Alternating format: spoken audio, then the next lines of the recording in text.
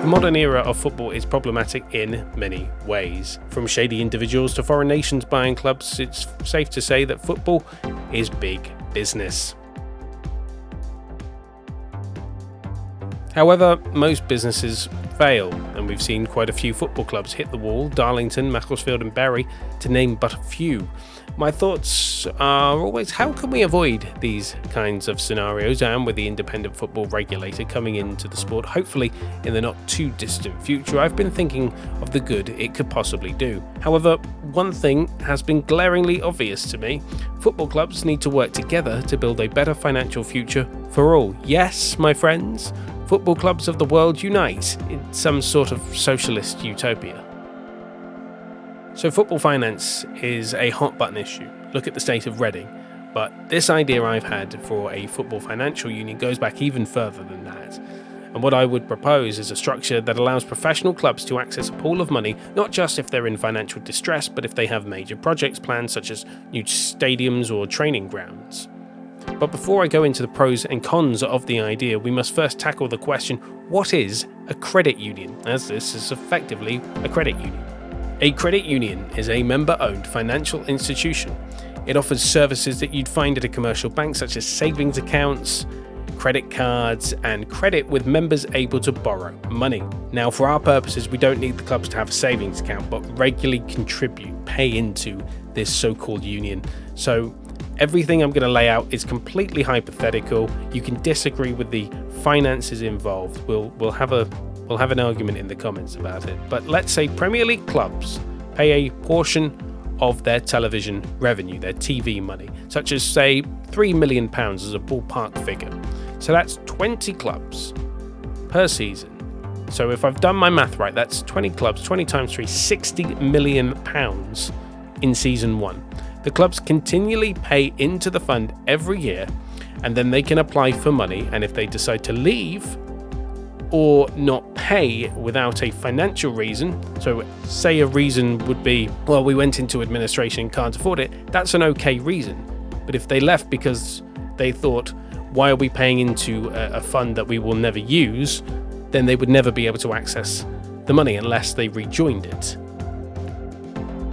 The idea behind the fund, it would be primarily to keep the clubs on the straight and narrow, but also be used in infrastructure projects. Let's use Tottenham Hotspur as an example in their brilliant new stadium. Instead of financing it through loans from banks and creditors and, let's face it, hedge funds, the worst of the vulture capitalists, they go to a hypothetical football financial union, apply for a low interest loan, and knowing that it's financed by their fellow clubs, they're providing the money for this infrastructure project.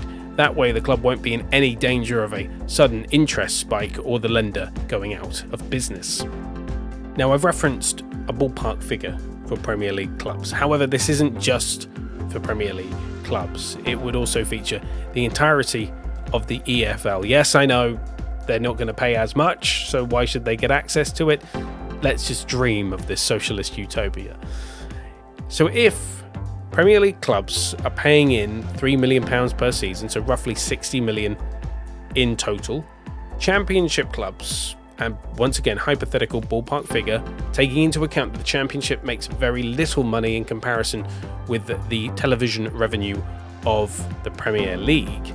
Championship clubs, let's say, pay in £500,000 each per season, so that's a further £12 million on top of the 60 million that the Premier League has already put in.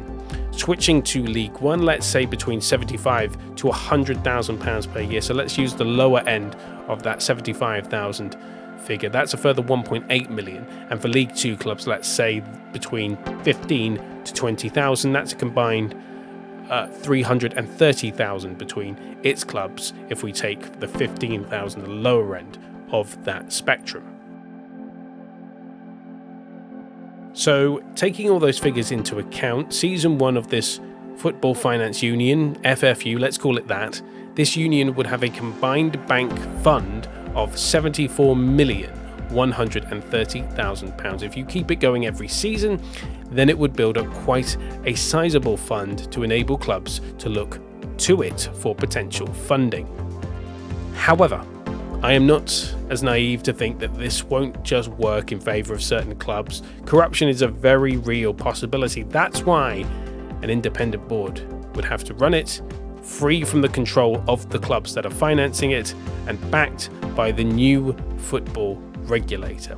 This board would have to look at each application on a case-by-case basis to make sure that the club could indeed pay back the money and it made business sense not just for the union but the club itself. So, for example, let's use a hypothetical of a League 2 club going to this football finance union and saying, I want to build a Premier League quality academy. They would turn around and say, absolutely not, there is no business sense for that and you would never be able to pay back the money. That's why you would need the independent board to stop things like that from going through and from pretty much owners taking advantage. Primarily what I see this financial union really doing is not funding infrastructure projects. I primarily think it would be used by lower league clubs to pay players at struggling clubs such as Reading, where the owners lost interests in financing it. What this could also be used for is financing administrators of clubs, and maybe this is the most naive point in all of this argument. Maybe, just maybe, if this independent football regulator has the power to take clubs away from their owners by compulsory purchase order, which is what it needs, but we'll do another video on that. Maybe, just maybe, this football finance union could then fund those clubs and clear those debts and then sell it on for a profit. Why no one has attempted this before is staggering to me, but then again it's my idea and I think it's a great idea.